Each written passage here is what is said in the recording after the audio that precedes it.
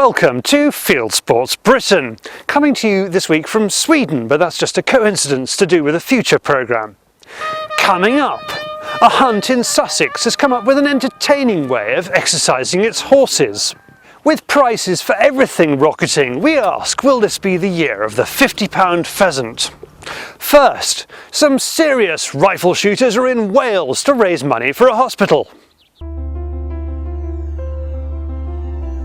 It's 12 months since Jack Jays Blackburn died in Northampton General Hospital. The one-year-old was trying to fight off 2 infections, but his young body couldn't cope. Jack's parents, Chris and Pip, are well known in the shooting community. Chris runs Gunworks UK, and today at the WMS Steel Challenge in mid-Wales, he and Pip have invited friends to thank them for their endless support and to celebrate Jack's life. Yeah, it's just really an informal gathering of friends and people that knew Jack over the year that we had him for. We lost Jack a year ago on Wednesday. He was just 3 days off turning 1. And during the course of the year, he just met so many people, and so many of the guys that are here today. Quite a few of them even fed him his bottle in the evenings when they'd pop round. So he was a cheeky little chap. Smiled at everyone. He was such a cheap date, he would smile at anyone. He was our little star really, and we miss him so much. But hopefully we can do this every year and remember him and the year we had him for, really. The group are not just friends of the family, but members of a shooting forum, for those people who like to put plenty of distance between themselves and the target. Kit is of great importance to these guys, and to entice them to put some distance between themselves and their cash, there have been some great raffle prizes donated by companies and individuals, such as game cooking lessons at Mike Robinson's Kitchens, and some top-end glassware and gifts generously donated by Swarovski. The money raised by the raffle will be given to Northampton General for a new resuscitator. Andrew Venables, who runs the range, is here to make sure the day runs without a hitch, and to get the day started he gets the guys to zero their rifles. The UK Long Range Forum's come together here today. We've got 20 people up. So John, my adjunct instructor, and I, we're taking the overview today. We're buddying people up with people who have more experience. Funnily enough, many of those people are people who have been up here a few times and they've had a chance to put it all to the test. So the clients are kind of self-running today. We've got them working as pairs, we've got them working in small groups, because I believe that the essence of instruction is to empower the client. You know, as an instructor, you can't keep all the secrets yourself, so they're only any good when you're there. You've got to pass it on, they've got to become good and self-fixing so they can go anywhere in the world and do it. On show are a host of different setups, and they're soon making an impression on the first set of targets. But then Andrew adds a bit of pressure. Each person will have 2 shots on a 300-metre target. So, Fieldsports Channel TV, hello there.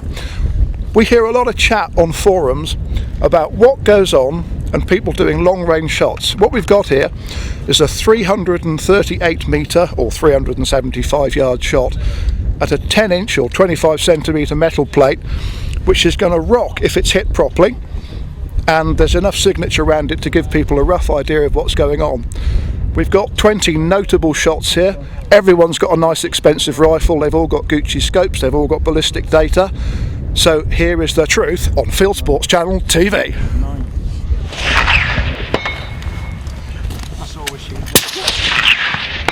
Good shooting, guys. Hang on, fire the second. What caliber's that? I've just thrown a curveball at them. I told them they were just doing a zeroing thing. Everybody's quite relaxed. And then I put a bit of pressure on and we say, okay, there's a target 340 metres away. It's much bigger than the crow. The forum's full of 500-yard crow shots. How are we going to do? There's a lot of custom guns here today. There's only one person who didn't have ballistic data sorted out for the rifle. And I was just astonished and pleased, because out of, I think it was 18 people who ended up firing on the line, we worked out we had 11 first round hits at 340 metres on a 10-inch disc. Now, you can fit 6 crows into a 10-inch disc.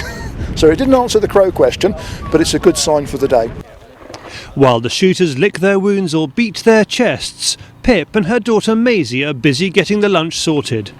Maisie is clearly a talent and takes after Pip's side of the family, that being the J's, of J's Fluid fame, and we're pretty sure her concoction made up of butter, coke and cake will give it a run for its money. As Wild Welsh Wales lives up to its reputation and bees it down, everyone takes cover and starts salivating over the hog roast. They say piranhas can strip a horse in a minute. Well, 20 shooters take this pig to the bone in a similar time. Before the shooters move further up the range and further away from these targets, they're given a quick spray job. The main target for the guys who are experienced shots is the Marco Polo sheep. They'll be trying to make hits at about 1,000 metres. For Grousemoor gamekeeper Richard, having confidence of making long-distance kills is vital given the terrain he covers. He relies on Swarovski for spotting on the moor and one of Chris's custom barrels to make sure he completes the job. Especially with the grouse job, we're in moorland situations, so it's not like shooting at 100, 150 yards, which you might get in the south of England, also on the pheasant shoot. So moorland, it's windy conditions, which you get here. We've got a 10-mile-an-hour wind when you're shooting at range, and so it's important to practice, so you're getting humane shots from with predator control, which is, 80% of our job as grouse keepers. So have you been pushing yourself today, or has this been a walk in the park? No, it's been pushing it. Conditions when it comes bright like this, you can see fall of shot, but when that rain was on before, you can't see the fall of shot, so really you're wasting ammunition unless you can. I wouldn't come away from today having learned something, and if you can't see where your bullets are going, then you might as well pack up and wait until the conditions are better or somebody can spot for you. Every day I'll have a rifle with me. It's a work tool. If you worked in an office, you'd turn your computer on or pick up your pen. And for grouse keepers, a rifle is with us every day, especially from now on springtime. Larsen traps, other traps catch a percentage of them, but if we can shoot a crow, or a fox 300-400 yards, then that makes the difference between whether you get a brood of grouse or waders on the moorland or not. So yeah, very important. So it's a work tool. Richard has known the family for 4 years and has seen everyone try and rally round them to help them through their loss. Most of us have got families ourselves, so support that. The whole cause, fantastic what they're doing. What's the day been like? Yeah. Oh yeah, really good. Yeah, good crack, and it's a good setup here. Yeah, really good. Come rain or shine, the guys keep putting the shots in, and as the backs and necks start to stiffen, we head back to the cabin for the raffle prizes. There seems to be something for everyone, but there can be only one winner of the Swarovski laser guide. Okay, it's the big one. The Swarovski rangefinders. Number 33. It's been a good day with good company, and the family have worked hard to make sure their little boy will never be forgotten. In the Edwardian age, the line was, up goes a sovereign, bang goes half a crown, and down comes sixpence. Prices have gone up 50-fold since then, for all sorts of reasons. Here's what gunsonpegs.com has to say on the subject.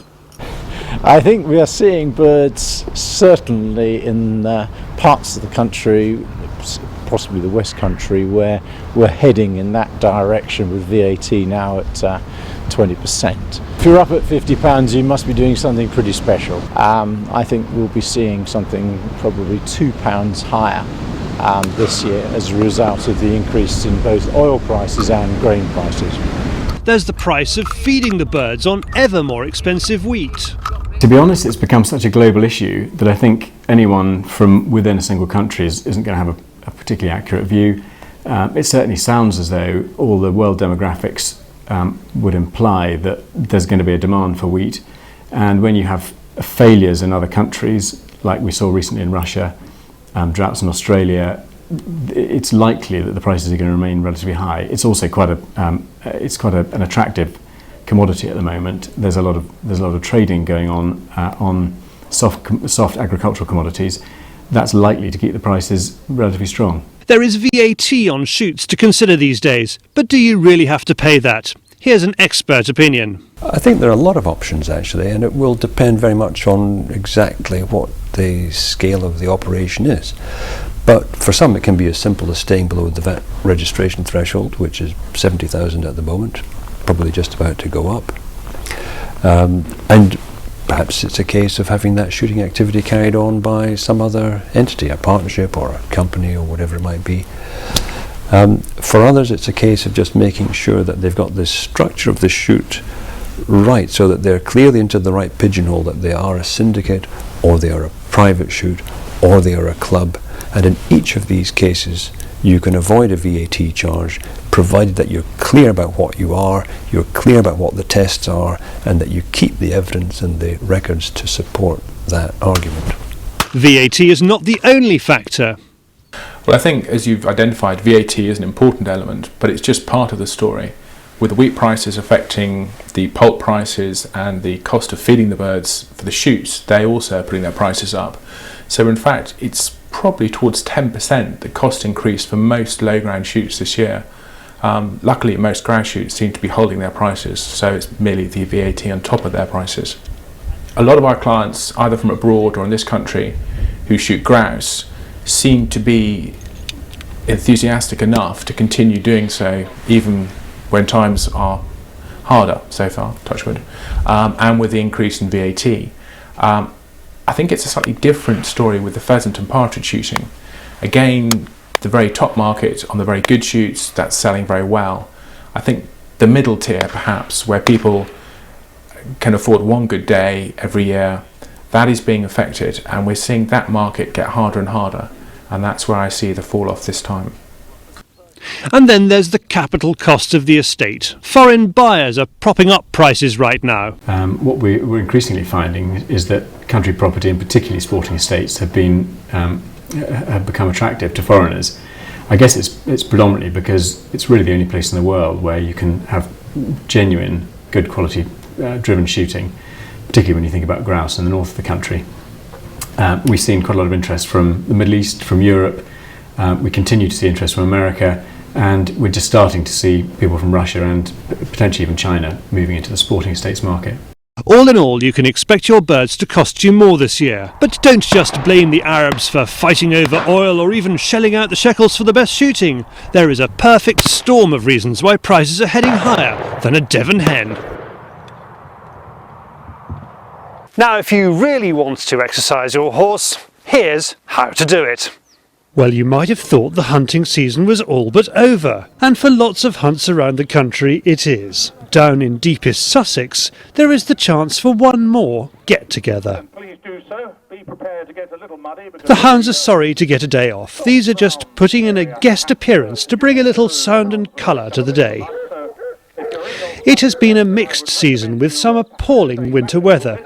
Normally, early spring is a time for most horses and riders to take it a bit more leisurely. Members are enthusiastically taking part in their annual scurry, a chance to have one more leap over a fence or two. People do worry about health and safety, they do worry about insurance, time of year, lambing, can be bad going, finding the right land. It's quite an undertaking. We've got a nice bit of permanent pasture here with no wire, and so you can really jump anywhere. And we're not regulated by anybody. Nobody bosses us about. Hunt rides are becoming a rarity in some parts of the country, but this scurry has been going for 13 years. It's a day for anyone to come and enjoy. The hounds signal the start, and the spectators make their way to the course.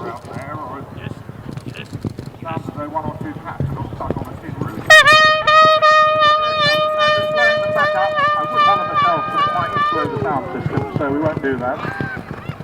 So here they come up through the... There are no rails and very few markers to indicate the route, but hopefully the participants have been well briefed. Here they are in from the adjoining field on the left. As with all hunt rides, the only people who really know what's going on are the riders. This is the only scurry in the southeast. Elsewhere in the country, the Melton Hunt Club ride in Leicestershire is well known. The Melton Hunt Club ride up in Leicestershire is for members of the Melton Hunt Club who want to hunt with the beaver, the cotsmore and the quorn, and once a year they hold a ride which alternates between the three hunts in their finest country, always in the Leicestershire part of their country, and it has always been a death-defying spectacle and a death-defying feat for anyone brave enough to take it on. But it's been won by some very, very famous team chasers and jockeys, and most importantly horsemen over the years. Down here in the southeast of England, it is the only hunt ride down here, and therefore it's held in a lot of affection by point-to-point riders, by team chasers, and most importantly by the hunting community, who at the end of the season see it as a final fling for their trusty steeds. It's certainly the talk of the hunt. From after Christmas, who's preparing their horses, which raiders might come from outside of the country. There are people who come down from the Midlands here today and been given a run for their money, but rather biased. I'm glad to say that it's an almost homegrown girl who's won. Quite nervous because I did actually want to win, and I did win, which was very exciting. He doesn't jump timber very well, so we had a few whacks at a few of those, but he loves his hedges and he jumped those brilliantly. And yeah, I took the lead up about halfway round and was fairly confident after that, and yeah, he was a superstar. He's a very nice horse. So is the future of the scurry assured? Here's a former editor of the Daily Telegraph to answer that question. If you keep going, you see, you do build up a reputation, and people actually quite want to take part, and they get competitive about it, and they remember what somebody did the year before, and so on. So if you can hold on to that, I think it's important to keep the continuity. I think it would be very hard if you stop for a bit to start again. But I really hope they thrive, because they are incredible fun and they pull us all together. And of course, there's no greater pleasure than watching your friends fall off. So it is unique. I was slightly ambitious on the angle. Her horse ran out, and my horse followed. Well, I managed to take out the corner post with me as well, but fortunately not with my face this time as I did last time. I was trying to work out whether I'm going to try and do it next year, and now I'm looking at it closely. I'm not encouraged. Where people take national hunt racing as seriously as the flat season now, and pointing as seriously as steeplechasing, maybe this will take the place of the old-fashioned, truly amateur hunt point-to-point. Well, we're back next week. This has been Fieldsports Britain. Very cold in Sweden. I'm going home.